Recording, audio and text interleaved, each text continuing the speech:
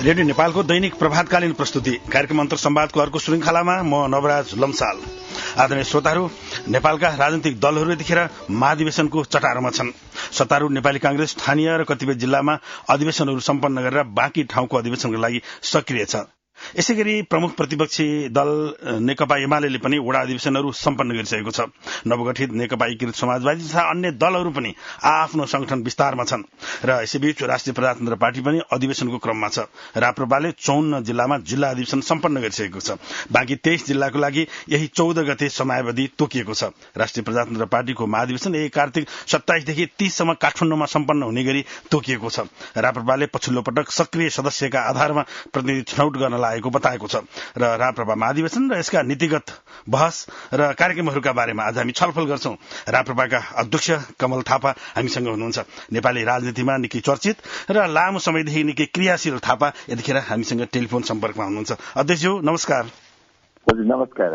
Radio नेपालमा हार्दिक स्वागत छ। धेरै धेरै धन्यवाद। यहाँहरूको अधिवेशन अब त नजिक आइसक्यो। कार्तिक 27 देखि 30 भन्नुभएको छ। 54 वटा जिल्लामा जिल्ला अधिवेशन सम्पन्न भइसकेको छ। अरू अधिवेशनको लागि समय तोक्नु भएको छ। एउटा नयाँ चिजले क्लिक गरिरहेछ समाचारमा, तपाईहरु पहिलो पटक सक्रिय सदस्यका आधारमा प्रतिनिधि छनौट गर्दै हुनुहुन्छ भन्ने छ। यो भनेको चाहिँ के हो अध्यक्ष? हो, वास्तवमा अब पार्टीलाई सशक्त र प्रभावकारी बनाउने क्रममा हामीले यसपटक यो नयाँ प्रयोगको रूपमा सक्रिय सदस्यहरूबाट प्रत्यक्ष रूपले महाधिवेशन प्रतिनिधिहरू छान्ने व्यवस्था गरेका छौं, जस अनुसार प्रत्येक प्रदेश निर्वाचन क्षेत्रमा न्यूनतम संख्या तोकिएको छ। त्यो न्यूनतम संख्या सक्रिय सदस्य बनाएपछि त्यो प्रदेश निर्वाचन क्षेत्रबाट 9 जना महाधिवेशन प्रतिनिधिहरू निर्वाचित हुनेछन्। कम्तीमा 9 जना। यदि सक्रिय सदस्यको संख्या बढ्यो भनेदेखि त्यही अनुपातमा संख्या पनि बढ्दै जान्छ। त्यो 9 जनामा 3 जना महिला, 2 जना आदिवासी जनजाति, 1 जना दलित समुदायबाट र बाँकी 3 जना अन्य क्षेत्रबाट हुने गरी 9 जनाको कम्तीमा प्रत्येक प्रदेश निर्वाचन क्षेत्रबाट सक्रिय सदस्यहरूले निर्वाचित गरेर पठाउने व्यवस्था गरिएको छ। यसपटक प्रायजसो सबै ठूला दलहरू अधिवेशनको संघारमा छन्। गाउँ गाउँमा ठाउँ ठाउँमा त अधिवेशनको सक्रियता, राजनीतिक बहस घनीभूत हुँदै गयो होला है? कस्तो छ अनुभव? अत्यन्तै उत्साह देखिएको छ। राप्रपाको अधिवेशनहरूमा पनि हामीले अब केही समय अगाडिदेखि नै वडा तहदेखि अधिवेशन गर्दै जिल्ला तहसम्मको सकिसकेका छौं। अहिले तपाईले 54 भन्नुभए तापनि वास्तवमा 59 वटा जिल्लामा सम्पन्न भएको छ। केही जिल्लामा विवाद भएको हुनाले सायद त्यो निर्वाचन केन्द्रीय निर्वाचन समितिले घोषणा गर्न बाँकी रहेको हो। त्यो भरे भोलि त्यो टुङ्गिन्छ र अत्यन्तै उत्साह देखिएको छ। खास गरी अहिले पछिल्लो कालखण्डमा प्रमुख राजनैतिक दलहरूको असफलता, उनीहरूप्रति बढ्दै गएको वितृष्णाको कारणले गर्दाखेरि राप्रपाप्रति जनतामा आकर्षण बढ्दै गएको र राप्रपाले अवलम्बन गरेको विचारप्रति जनताले चासो दिन लागेको हामीले महसुस गरिराखेका छौं र यो खास गरी 62-63 को परिवर्तनपछि जुन अवधारणा मुलुकमा कायम गरियो, जुन मार्गचित्रबाट देशलाई अगाडि बढाउन खोजियो, त्यसले सकारात्मक परिणाम नदिएको कारणले गर्दा जनताले विकल्प खोजिराखेका छन् र त्यो विकल्प हुन सक्ने क्षमता राप्रपामा मात्रै छ। वास्तवमा कांग्रेस र कम्युनिस्टको विकल्प बन्न सक्ने हैसियत राप्रपामा मात्रै छ, किनभने राप्रपा मात्रै त्यो पार्टी हो नेपालको राष्ट्रिय राजनीतिमा जसले कांग्रेस र कम्युनिस्टको भन्दा फरक विचार बोकेको छ र संगठनात्मक दृष्टिकोणले हामी अहिले तुलनात्मक रूपमा केही सानो छौं, तर कांग्रेस र कम्युनिस्ट सरह देशको सम्पूर्ण 6743 वडाहरूमै हामीहरूको उपस्थिति रहेको छ। यो कारणले गर्दाखेरि पनि राप्रपा विकल्प बन्न सक्छ भन्ने सोचाइ भएकोले होला अहिले जनताको हाम्रो पार्टी र हाम्रो पार्टीले दिएको विचारप्रति आकर्षण तीव्र रूपले बढेको छ र त्यही कारणले कार्यकर्ताहरूमा पनि उत्साह देखिएको छ। जस्तो वैकल्पिक शक्ति हुन सक्छौं भनेर अरू पनि धेरै राजनीतिक शक्तिहरू उदाए, कही पुरानै राजनीतिज्ञहरूले नयाँ बाटो खोप पनि सुरुवात गर्नु, जस्तै डाक्टर बाबुराम भट्टराईहरूले, अनि त्यसपछि नयाँ राजनीतिमा त्यति धेरै चासो सक्रियता नदेखिएको नयाँ शक्ति पनि नयाँ पार्टीका रूपमा विवेकशील साझा जस्ताहरू पनि आए। त्यो नयाँ आएको धार र तपाईहरूको धारको बीचमा धेरै अन्तर होला हैन? उनीहरूले भनेको वैकल्पिक र तपाईहरूले भनेको वैकल्पिकमा नि केही फरक त होला नि? हो, निश्चय पनि। हेर्नुहोस्, अब वास्तवमा यदि हामीले कांग्रेस र कम्युनिस्ट अथवा भनौं प्रमुख राजनीतिक दलहरूको विकल्पमा आफूलाई प्रस्तुत गर्ने हो भने केवल पात्र परिवर्तनबाट मात्र त्यो विकल्प बन्न सकिँदैन।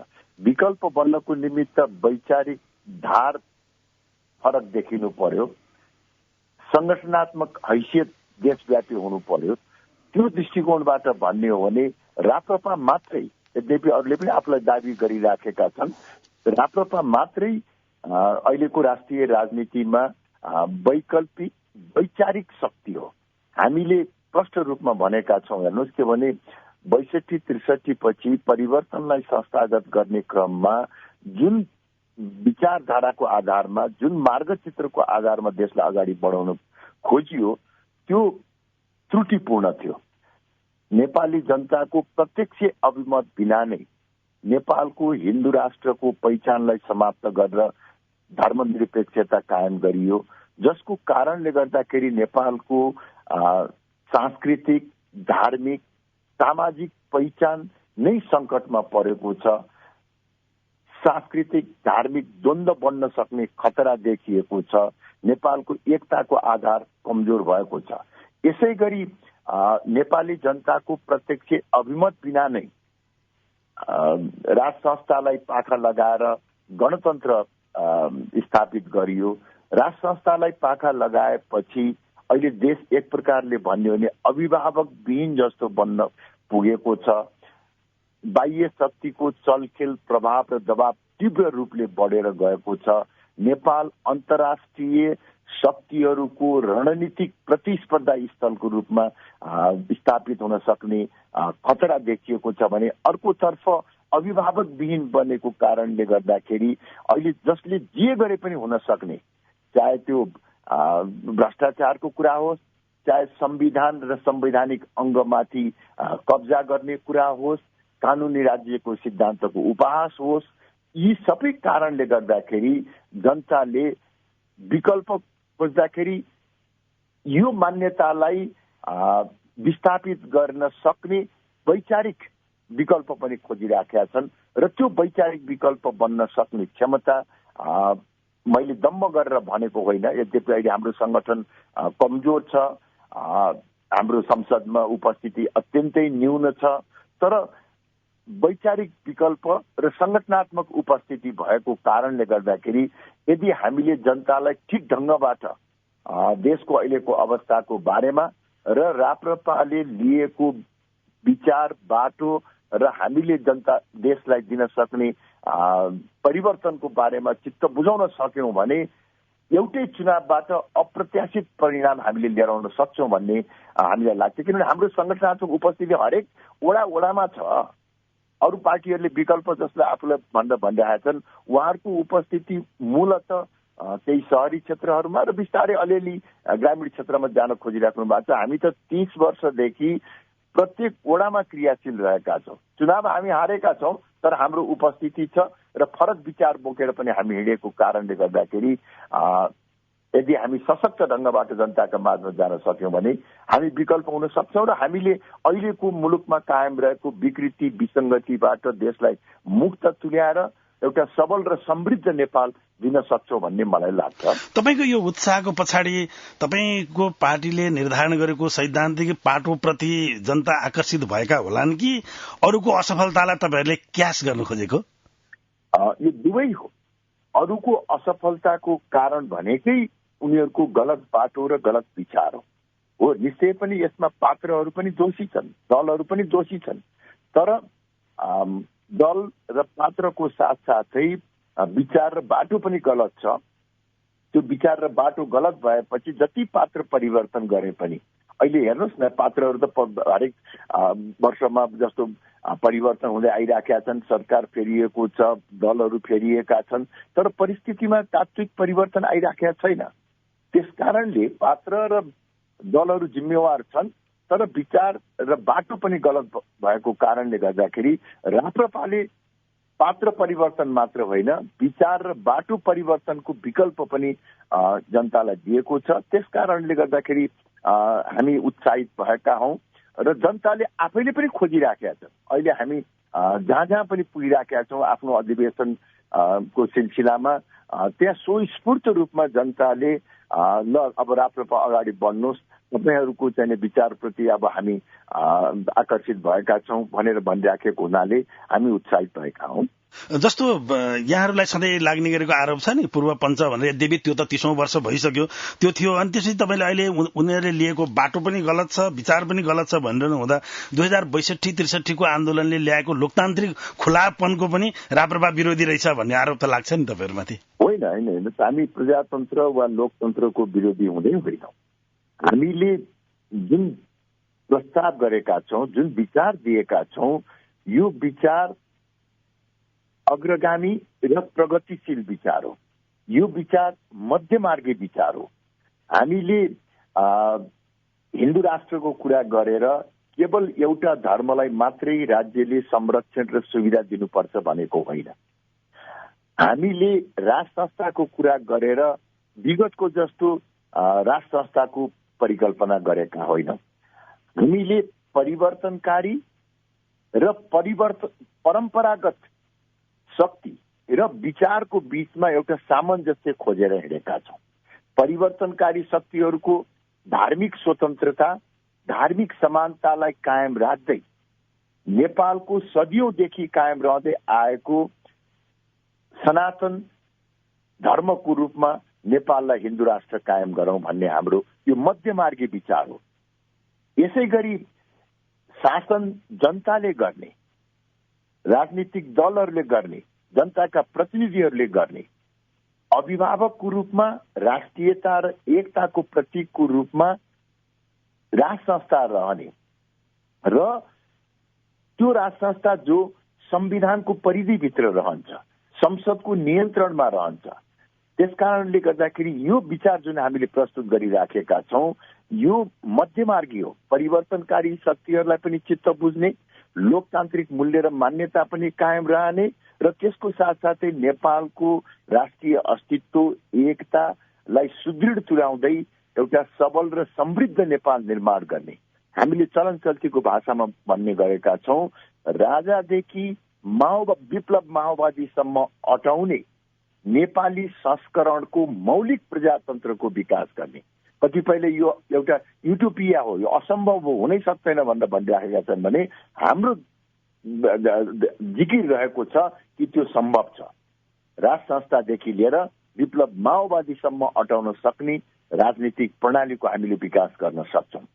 त्यसै गरी सबै धर्मलाई बराबरीको स्वतन्त्रता र समानता कायम गर्दै नेपालको राष्ट्रिय पहिचान र एकताको आधारको रूपमा रहेको हिन्दू राष्ट्रलाई कायम गरौं भन्ने यो जुन मान्यता छ, यसले देशमा स्थायित्व कायम गर्छ, राजनीतिक स्थिरता कायम गर्छ र त्यसको आधारमा मुलुकको आर्थिक समृद्धि कायम हुन सक्छ।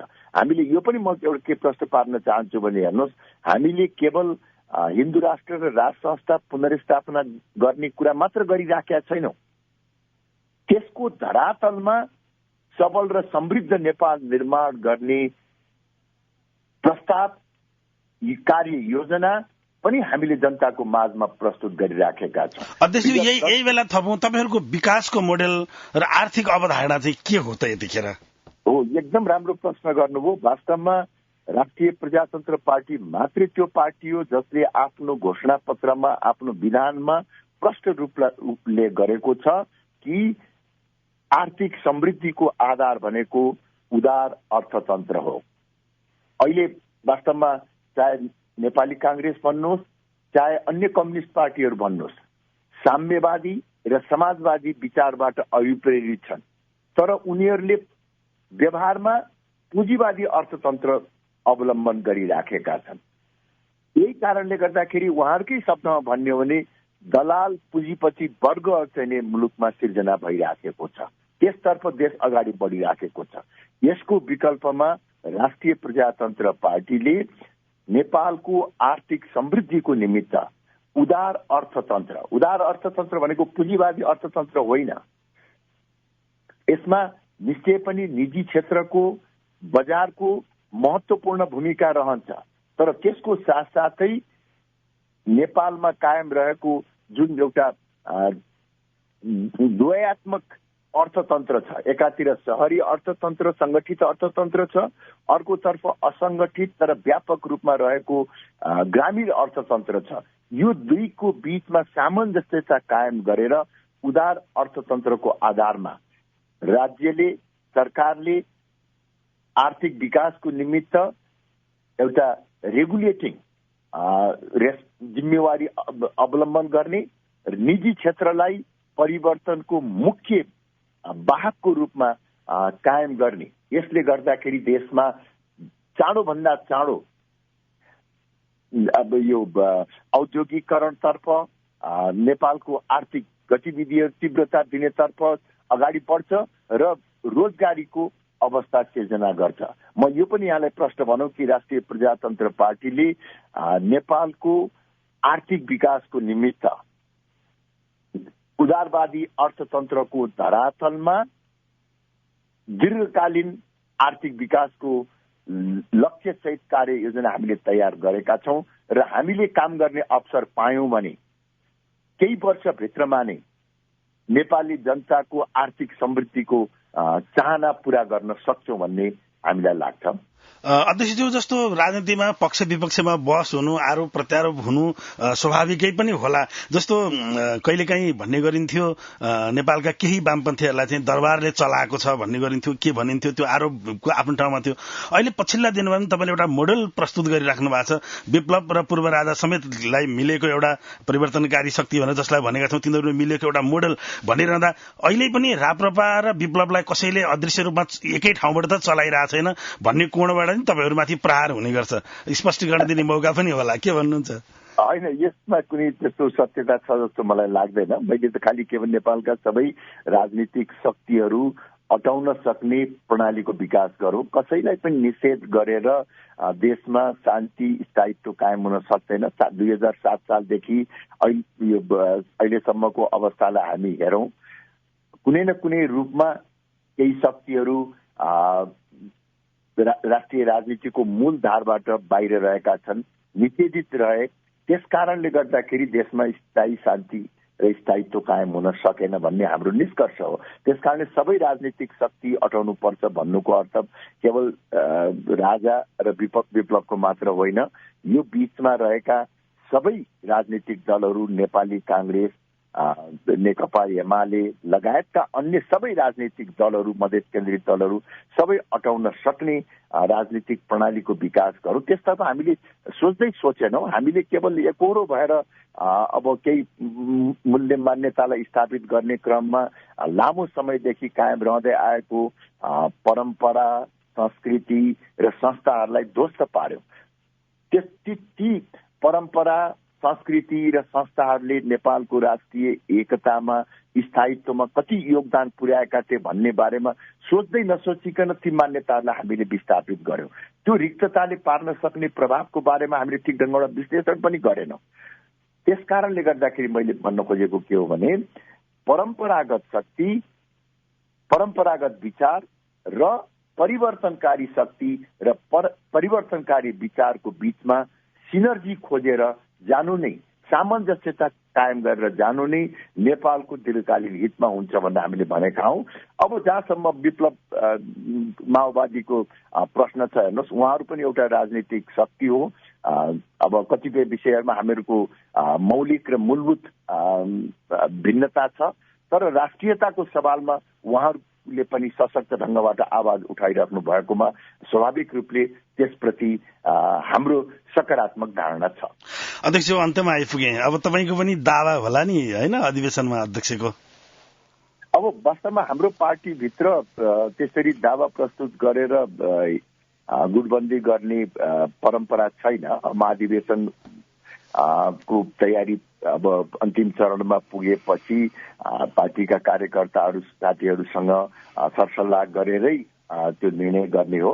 जहाँसम्म मेरो आफ्नो प्रश्न छ, हेर्नुहोस्, वास्तवमा विगतमा 62-63 अत्यन्तै कठिन परिस्थितिमा फरक विचार र मान्यता बोकेर यो पार्टीलाई अगाडि बढाउने क्रममा हामीले अत्यन्तै एउटा जोखिमपूर्ण ढंगबाट अगाडि बढ्यौं र त्यसले एउटा उचाइ पनि प्राप्त गर्यो, शक्ति पनि प्राप्त गर्यो।